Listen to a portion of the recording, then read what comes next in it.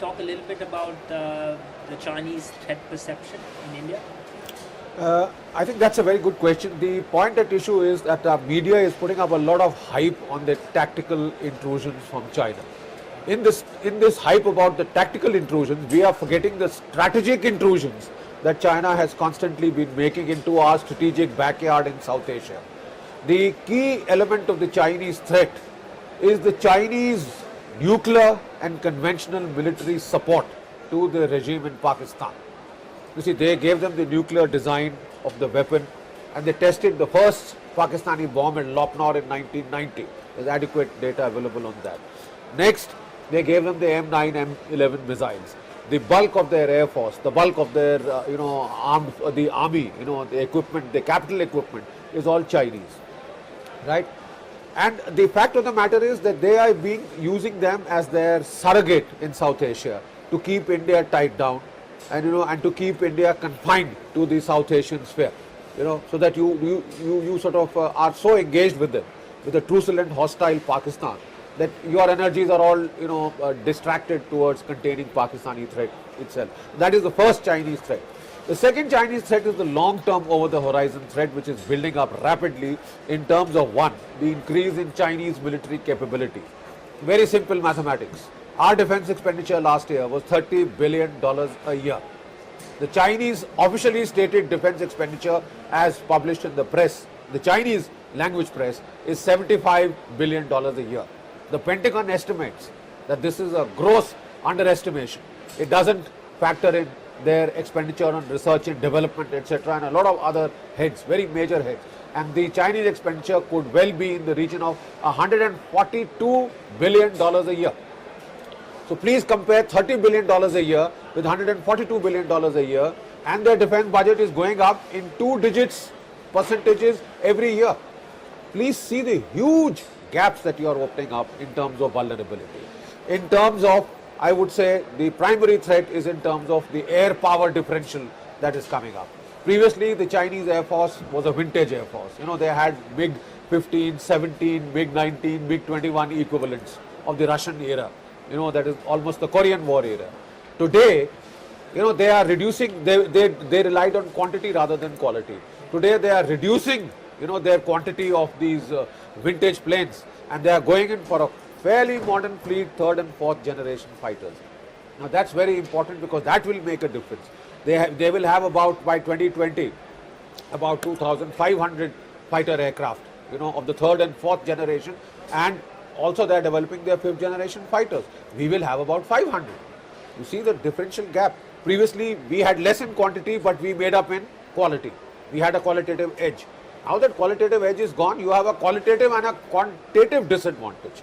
And air power, as you know, is the key enabling factor these days. So that's the major threat. Second is your infrastructure.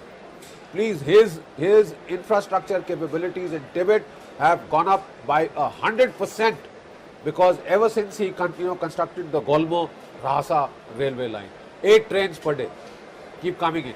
Previously, the induction was only 3 road arteries. Now there is a railway line coming right up to Lhasa.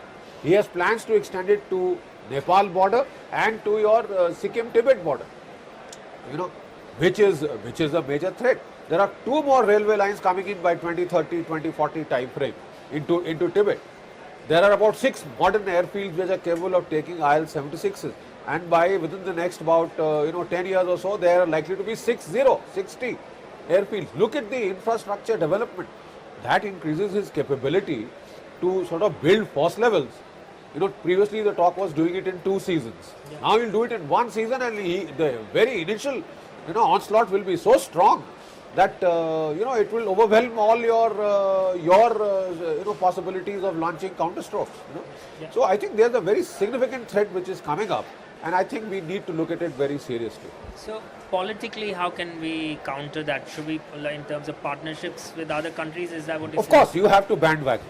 When the threat from China is becoming, because it is becoming something which you cannot counter on your own, in terms of matching the comprehensive national powers, you cannot do it in a standalone mode. So quite obviously you have to bandwagon with other powers in Asia which are equally concerned about the meteoric Chinese rise. Japan, South Korea, Vietnam, We have to bandwagon with these at the Asian level. And if you go to the larger global level, then you have to bandwagon with the United States, with Australia, with the so-called quadrilateral of democracies, which was mooted in the Bush era. Somehow we find that kind of rhetoric has gone down in the American side ever since the present administration took over. But of late, the recent developments again give us cause for hope that the Americans will find that the Chinese have been quite truculent. They haven't responded very well to their peace overtures, I mean, they snubbed Obama in the climate talks and, otherwise they have been fairly aggressive. So now you find the American reaction coming in terms of arms supply to Taiwan and that long pended, Dalai Lamas calling on the American president. These are the kind of things which are coming up and which sort of, create a lot of scope for commonality of interests in terms of, being able to manage the Chinese threat. We hope it is taken care of without anything more serious, but you have to manage it.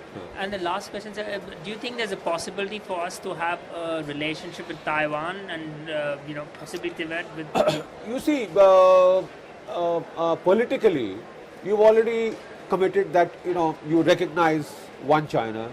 To that extent, you cannot sort of make obvious overtures because those would be taken as a very hostile kind of an act.